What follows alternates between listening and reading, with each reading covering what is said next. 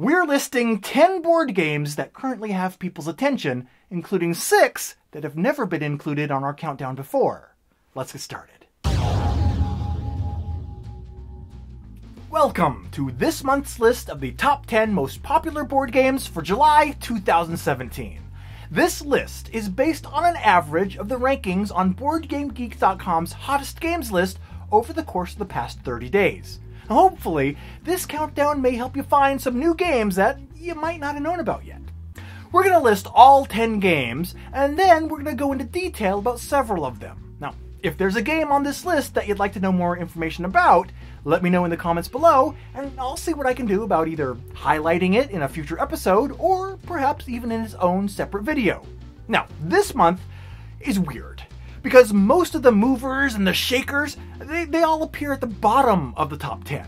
So, just to keep things interesting, we're going to count down our top 10 in reverse order this time, which I guess kind of makes it a count up if you really want to go and make things more complicated than they need to be. But regardless, let's kick things off with the game that remains the reigning champion in the #1 slot for the 3rd month in a row, Gloom Haven. Now, over the past 30 days, Gloom Haven has retained an average of the 3rd position on BGG's list of the 50 most popular games on their website.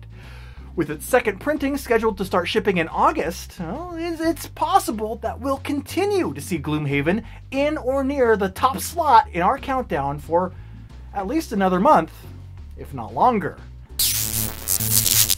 And speaking of games that seem to have some staying power to them, at number 2 is the only other game, in addition to Gloom Haven, to also have appeared in the top 10 for each of the past 3 months, Terraforming Mars.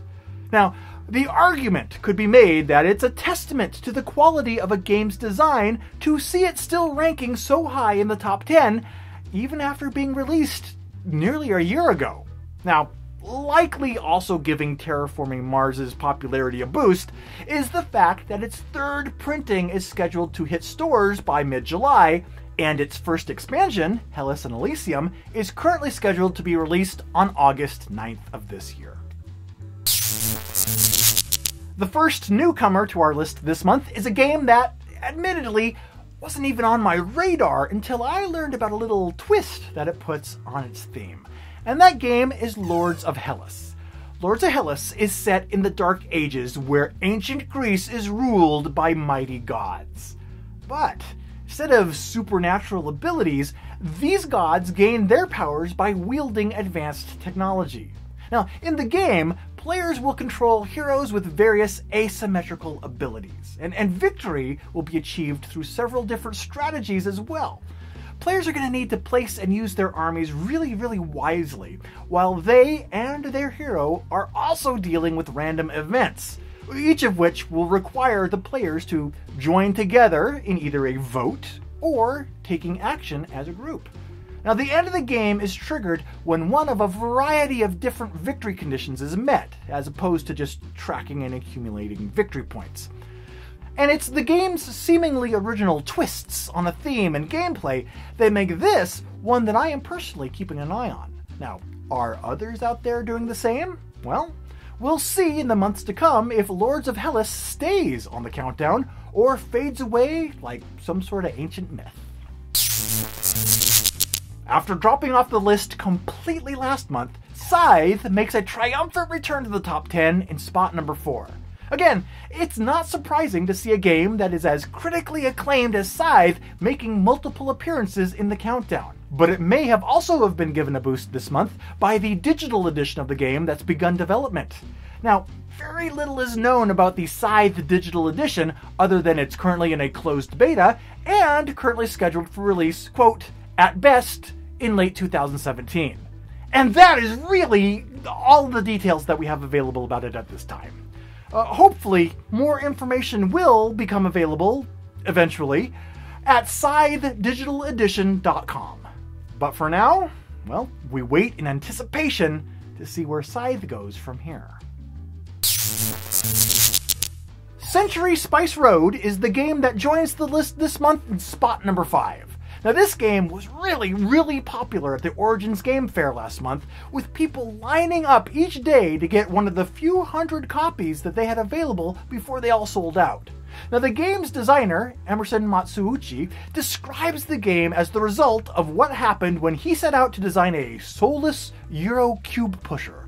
Now, the game has been received really well, and it's been compared closely to Splendor in its level of accessibility and mechanisms. Now, will Century Spice Road have the same staying power as Splendor? Well, that is something that we'll see in the months to come.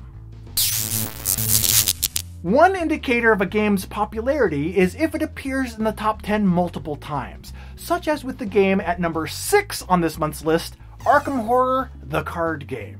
This is another game that disappeared for a month, but has enjoyed a recent resurgence in popularity, most likely helped by the fact that on June 29th, an updated FAQ was released by its publisher, Fantasy Flight Games. Now, if you're a player of the Arkham Horror card game, be sure to check out this newly updated FAQ for more rules and clarifications. The latest game by Ryan Lockett and Red Raven Games, Near and Far, joins the list this month in spot number 7. Now, Near and Far is described by many as a sequel to their previous game, Above and Below. Both include a mix of character-driven and story-driven elements, and both include a book just full of encounters that propel the gameplay forward. In Near and Far, chapters are played out over the course of 10 game sessions as players work their way to the end of the story. Each chapter along the way is played on a different map with unique art, adventures, and surprises.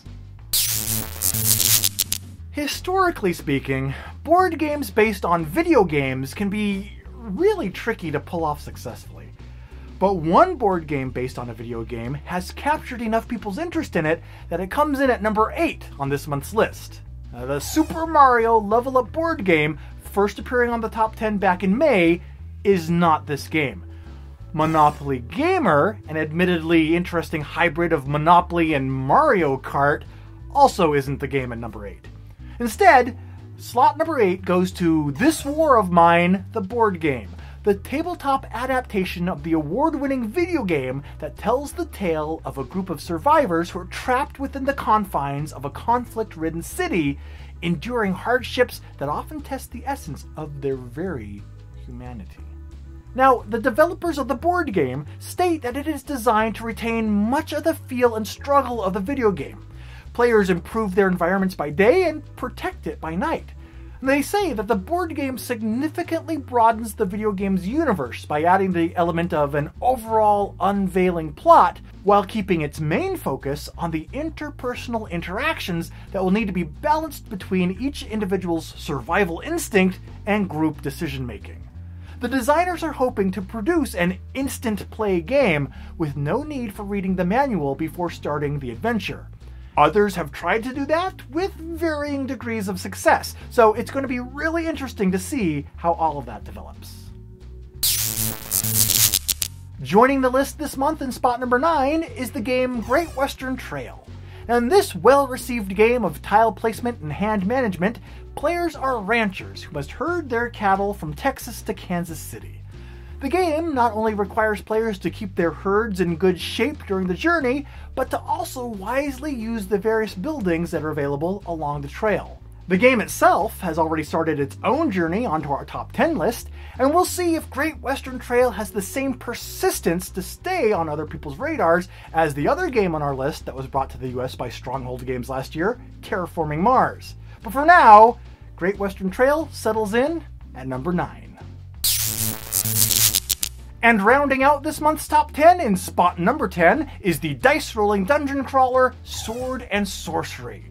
The publisher says that Sword and Sorcery is an epic fantasy cooperative board game in which 1 to 5 players fight together against the forces of evil, which are controlled by the game system itself. Each player controls 1 or more heroes, legendary characters that have been brought back to life by powerful sorcery. But weakened by their resurrection, they grow stronger during their story-driven quests. By acquiring soul points during battles, the hero's souls regenerate, which restores their legendary status with multiple powers, magic, and soul weapons, and powerful artifacts. Now, this game seems to be getting some traction due to several different factors. It's a dungeon crawl with an estimated 60 to 90 minute playtime. The AI system that's been designed to control the monsters allows all the players to take part in the adventure. And then there's the level of character customization and an emphasis on its artwork and miniatures.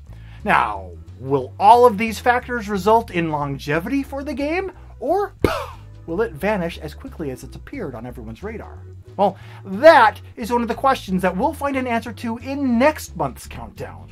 Or count up if we do it again this way, apparently. But until that next countdown, or count up, or whatever we do, there's your list of the 10 most popular board games for July 2017. And for more board game news, reviews, and commentary, be sure to subscribe to this channel on YouTube.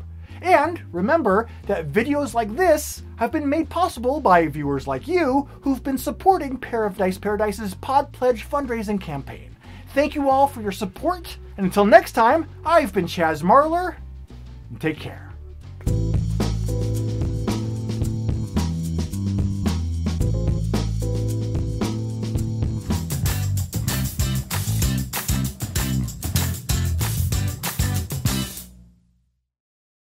This, like Terraforming Mars, is another. This, like Terraforming Mars, is another.